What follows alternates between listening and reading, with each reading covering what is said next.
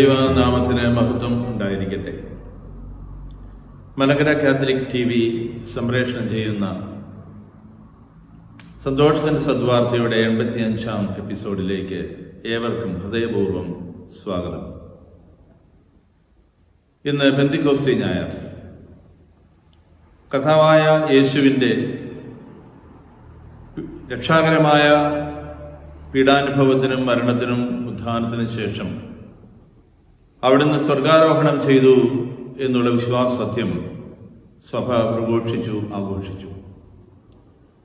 അതിനുശേഷമുള്ള കാത്തിരിപ്പിൻ്റെ ദിനങ്ങളിലൂടെ നാം കടന്ന് ഇന്ന് പെന്തിക്കോസ്തി തിരുനാളിൽ എത്തിയിരിക്കും. കർത്താവായ യേശുവിൻ്റെ ഈ ലോകത്തിലുള്ള സഹവാസം തുടരുന്നതിന് അവിടുന്ന് ഒരു സഹായകനെ വാഗ്ദാനം ചെയ്യുകയും പിതാവ് ആ സഹായകനെ ഈ ലോകത്തിലേക്ക് അയച്ചുകൊണ്ട് കർത്താവിൽ വിശ്വസിക്കുന്ന ഏവരെയും തൻ്റെ രക്ഷാകരമായ അനുഭവത്തിലൂടെ കടത്തിവിടുകയും ആ രക്ഷയുടെ സന്ദേശം സഭയിലൂടെ കൈമാറുകയും ചെയ്യുന്ന ഒരു വലിയ അനുഭവമാണ് പെന്തിക്കോസ്തിയിലൂടെ നാം അനുസ്മരിക്കുക. പരിശുദ്ധാത്മാവ് ഒരു സഹായകനായി പിതാവിനാൽ നമ്മുടെ അടുക്കലേക്ക് അയക്കപ്പെട്ടു എന്നുള്ളത് സഭയുടെ വിശ്വാസ സത്യമാണ്. ഇന്ന്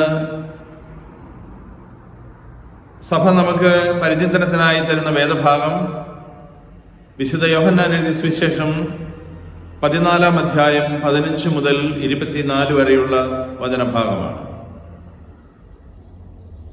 പരിശുദ്ധാത്മശാസ്ത്രം ഏറ്റവും ആഴത്തിൽ പഠിപ്പിക്കുന്ന ഒരു സുവിശേഷകനാണ് 4-ാം സുവിശേഷകനായ വിശുദ്ധ യോഹന്നാൻ. തൻ്റെ സുവിശേഷത്തിൻ്റെ ആരംഭം മുതൽ അവസാനം വരെ ഈ പരിശുദ്ധാത്മ നിറവിനെ കുറിച്ചും അതിൻ്റെ ആവശ്യകതയെക്കുറിച്ചും കർത്താവ് നമ്മെ പഠിപ്പിച്ചുകൊണ്ടിരുന്നു. തൻ്റെ സുവിശേഷത്തിൻ്റെ 2-ാം ഭാഗമായ മഹത്വത്തിൻ്റെ പുസ്തകത്തിൽ 14-ഉം 16-ഉം അധ്യായത്തിലൂടെ പരിശുദ്ധാത്മശാസ്ത്രത്തിൻ്റെ മർമ്മങ്ങൾ 4-ാം സുവിശേഷകൻ നമുക്ക് പറഞ്ഞു തരും. യേശുവിൻ്റെ വിടവാങ്ങൽ പ്രസംഗത്തിൻ്റെ പ്രസക്ത ഭാഗമാണ് ഈ പരിശുദ്ധാത്മ ആവാസത്തിന് വേണ്ടിയുള്ള തൻ്റെ ശിഷ്യഗണത്തിൻ്റെ കാത്തിരിപ്പ്, ആ വലിയ വാഗ്ദാനത്തിൽ അവരെ ഉറപ്പിക്കുക എന്നുള്ളത്. അങ്ങനെ 14-ാം അധ്യായത്തിൽ ഇന്നത്തെ വേദഭാഗത്തുകൂടി കർത്താവായ യേശു തൻ്റെ അരൂപിയെ ഈ ലോകത്തിലേക്ക് അയക്കും. അവൻ വന്ന് ഏതെല്ലാം രീതിയിൽ വിശ്വാസമൂഹത്തെ ബലപ്പെടുത്തും, അവനെ നമ്മൾ കാത്തിരിക്കണം എന്നുള്ള ആ വലിയ സന്ദേശം നൽകുകയാണ്. ഇന്നത്തെ സുവിശേഷത്തിലേക്ക് നാം കടന്നു ചിന്തിക്കുമ്പോൾ 15-ാം തിരുവചനത്തിൽ നാം വായിക്കുന്നു, നിങ്ങൾ എന്നെ സ്നേഹിക്കുന്നുവെങ്കിൽ എൻ്റെ കൽപ്പന പാലിക്കും. സാധാരണ രീതിയിൽ നാം ചിന്തിക്കുമ്പോൾ മനുഷ്യ വ്യക്തികളുടെ ബന്ധത്തിൽ, സ്നേഹബന്ധത്തിൽ പരസ്പരം കൽപ്പനകൾ പാലിക്കേണ്ട കാര്യമില്ല. യേശു നമ്മുടെ സ്നേഹിതനാണ് എന്നുള്ള ആശയം യോഹന്നാൻ തന്റെ സുവിശേഷത്തിന്റെ 15-ാം അധ്യായത്തിൽ ആവർത്തിച്ചു പറഞ്ഞ് നമ്മെ മനസ്സിലാക്കുന്നുണ്ട്. ഇപ്രകാരം യേശു സ്നേഹിതനാണ് എങ്കിൽ നാം സാധാരണ രീതിയിൽ നമ്മുടെ സുഹൃത്തുക്കളുമായിട്ടുണ്ടാകുന്ന സ്നേഹബന്ധത്തിൽ നിന്ന് വ്യത്യസ്തമാണ് ദൈവവും ദൈവപുത്രനുമായിട്ടുള്ള ഈ സ്നേഹബന്ധം. അവിടെ യേശു ഉന്നതനാണ്, നാം യേശുവിൻ്റെ സൃഷ്ടികളാണ്, ദൈവത്തിൻ്റെ സൃഷ്ടികളാണ്, യേശുവിൻ്റെ സ്നേഹിതർ എന്ന രീതിയിൽ ഉയർത്തപ്പെട്ടവരാണ്. യേശുവിൻ്റെ കൽപ്പനകൾ നാം പാലിച്ചെങ്കിൽ മാത്രമേ അവിടുത്തെ സ്നേഹിതരായി നാം മാറുകയുള്ളൂ. അവിടുത്തെ സ്നേഹത്തിൽ നാം വസിക്കണമെങ്കിൽ നാം അവിടുത്തെ കൽപ്പനകൾ പാലിക്കണം. അതുകൊണ്ടാണ് യേശു പറയുന്നത്, നിങ്ങൾ എന്നെ സ്നേഹിക്കുന്നുവെങ്കിൽ എൻ്റെ കൽപ്പന പാലിക്കും. യേശുവിൻ്റെ കൽപ്പനയുടെ അന്തസത്ത സ്നേഹത്തിൻ്റെ കൽപ്പനയാണ്. പിതാവും ദൈവവും പുത്രനും തമ്മിലുള്ള സ്നേഹബന്ധത്തിൻ്റെ വലിയ പശ്ചാത്തലത്തിൽ അതിനെ മാതൃകയാക്കിക്കൊണ്ട് പരസ്പരം നമ്മൾ സ്നേഹിക്കണമെന്ന് യേശു നമ്മെ പഠിപ്പിക്കുകയാണ്.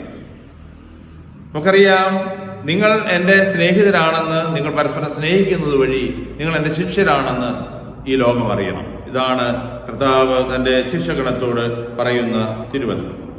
ഇപ്രകാരം നാം ശിഷ്യന്മാരാണെന്ന് അറിയണമെങ്കിൽ യോഹന്നാൻ 13-35 തിരുവചനത്തിൽ ഇപ്രകാരം നാം വായിക്കുന്നു: നിങ്ങൾക്ക് പരസ്പര സ്നേഹമുണ്ടെങ്കിൽ നിങ്ങൾ എൻ്റെ ശിഷ്യന്മാരാണെന്ന് അതുമൂലം എല്ലാവരും അറിയും. ഇവിടെ ഇന്നത്തെ സുവിശേഷത്തിൽ ഇപ്രകാരം യേശുവിനെ നാം സ്നേഹിക്കുമ്പോൾ അവിടുത്തെ കൽപ്പനകൾ നാം പാലിക്കുവാൻ കടപ്പെട്ടവരാണ്. അങ്ങനെ യേശുവുമായിട്ടുള്ള ബന്ധത്തിൽ ജീവിക്കുന്നവർക്ക് വേണ്ടി യേശു തന്റെ പിതാവിനോട് അപേക്ഷിക്കും, എന്നേക്കും അവരോടുകൂടി ആയിരിക്കുന്നതിന് മറ്റൊരു സഹായകനെ അവിടുന്ന് നിങ്ങൾക്ക് നൽകും. പിതാവാം ദൈവം നിങ്ങൾക്ക് നൽകും. ഇതാണ് യേശുവിൻ്റെ വാഗ്ദാനം. ഇന്ന് നാം പെന്തക്കോസ്ത് തിരുനാൾ ആഘോഷിക്കുമ്പോൾ പരിശുദ്ധാത്മാവ് തന്റെ ശിഷ്യഗണത്തിന്മേൽ, തന്റെ മാതാവിന്റെ മേൽ തീനാവിന്റെ രൂപത്തിൽ വന്ന് ആവസിച്ചതിനെ ആ തിരുനാളായി നാം ആഘോഷിക്കുമ്പോൾ ഈ സഹായകൻ രൂപി സഭാ സമൂഹത്തിലെ വ്യക്തിപരമായും കൂട്ടായ്മയായിട്ടും വന്ന് ആവസിച്ചതിനെ നാം അനുസ്മരിക്കുമ്പോൾ നാം മനസ്സിലാക്കേണ്ടതുണ്ട്, ഇത് പിതാവാം ദൈവം നമുക്ക് വേണ്ടി അയച്ചു തന്ന സഹായകനാണ് എന്നുള്ളത്. അതാകട്ടെ പുത്രനായ യേശുവിന്റെ അപേക്ഷപ്രകാരം നമുക്ക് ലഭ്യമായതാണ്. യേശുവിന്റെ ഈ ലോകത്തിലുള്ള സാന്നിധ്യത്തിന്റെ തുടർച്ചയാണ് പരിശുദ്ധാത്മാവ്. യേശു പഠിപ്പിച്ചതും യേശു പ്രസംഗിച്ചതുമല്ലാതെ പരിശുദ്ധാത്മാവിന് ഈ ലോകത്തിലൊന്നും കൈമാറുവാനില്ല. അതിന്റെ ആഴങ്ങളിലേക്ക് അത് പഠിപ്പിക്കുകയും കാലോചിതമായി വിശ്വാസ സമൂഹത്തെ വളർത്തിയെടുക്കുകയും ചെയ്യുന്ന, നിലനിർത്തുകയും ചെയ്യുന്ന വലിയ ഒരു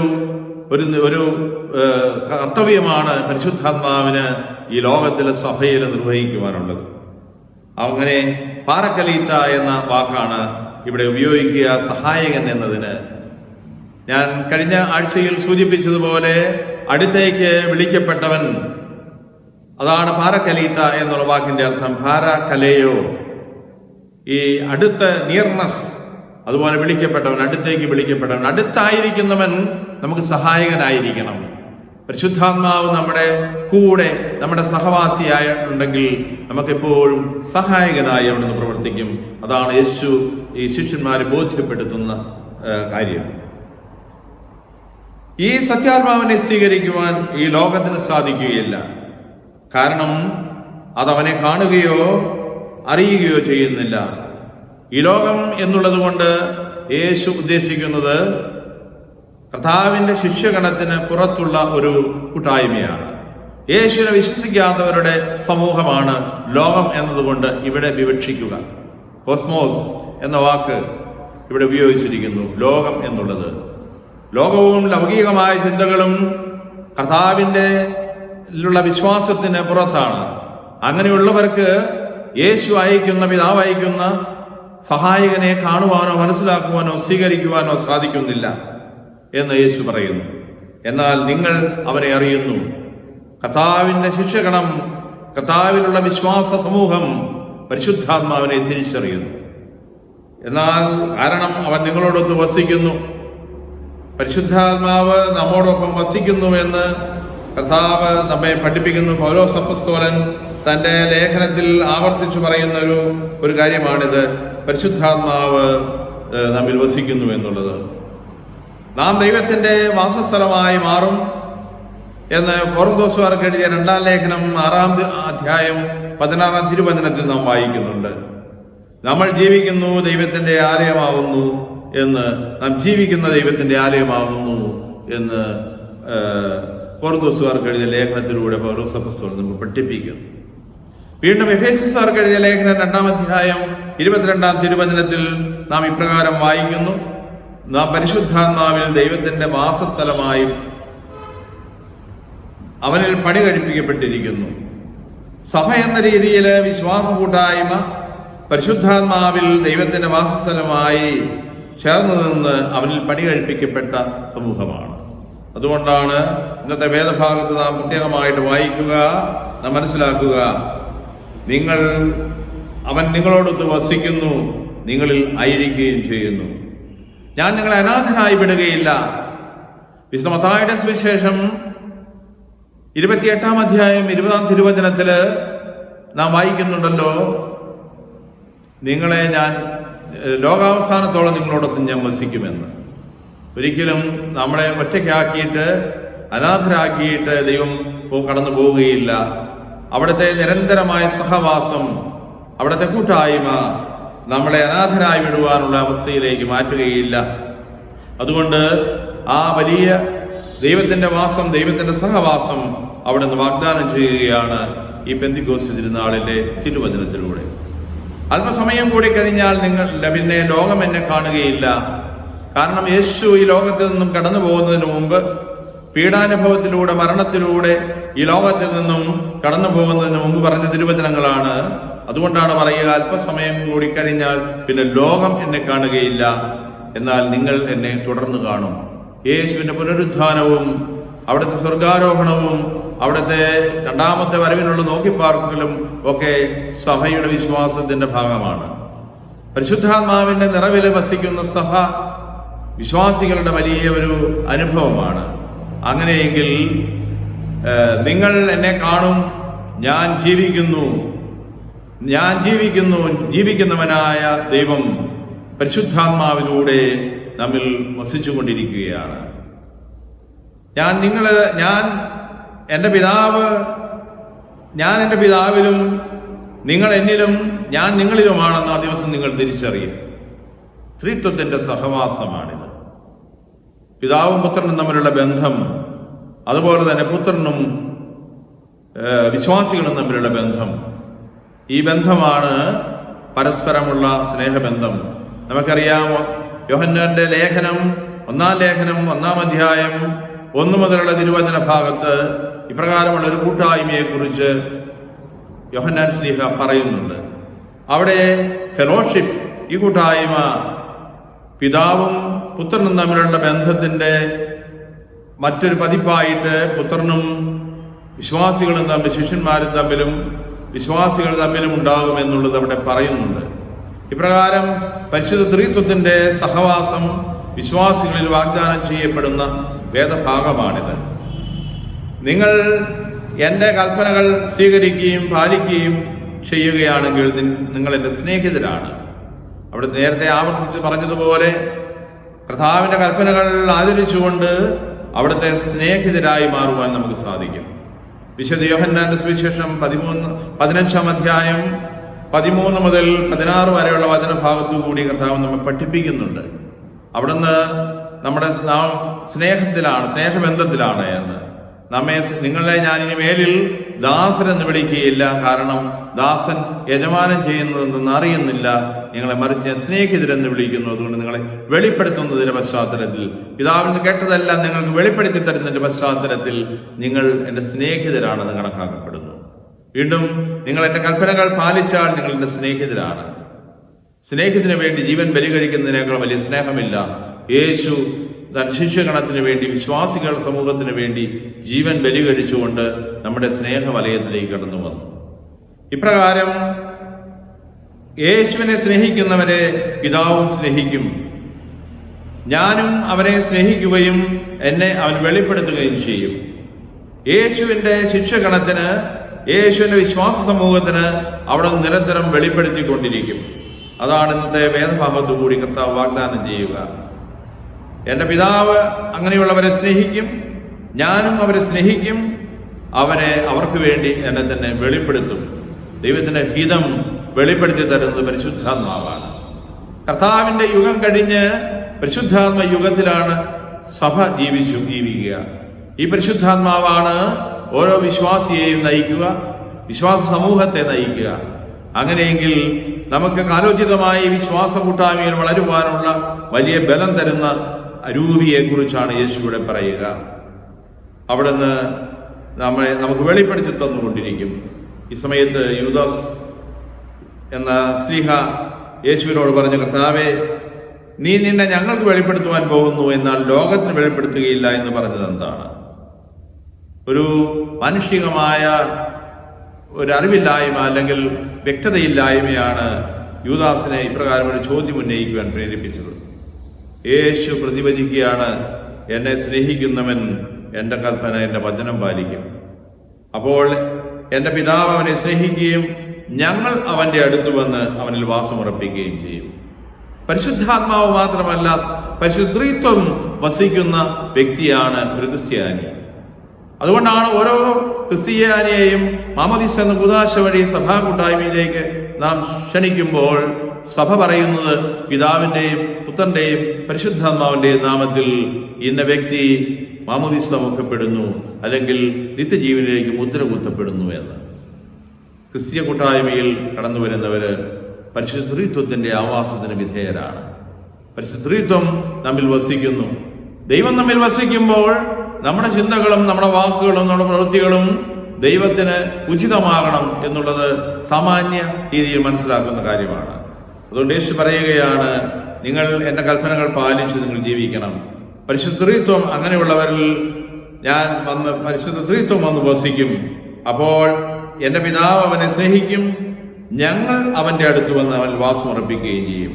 പരിശുദ്ധാത്മാവിന്റെ ആവാസത്തെക്കുറിച്ചുള്ള പ്രവചനമാണിത്.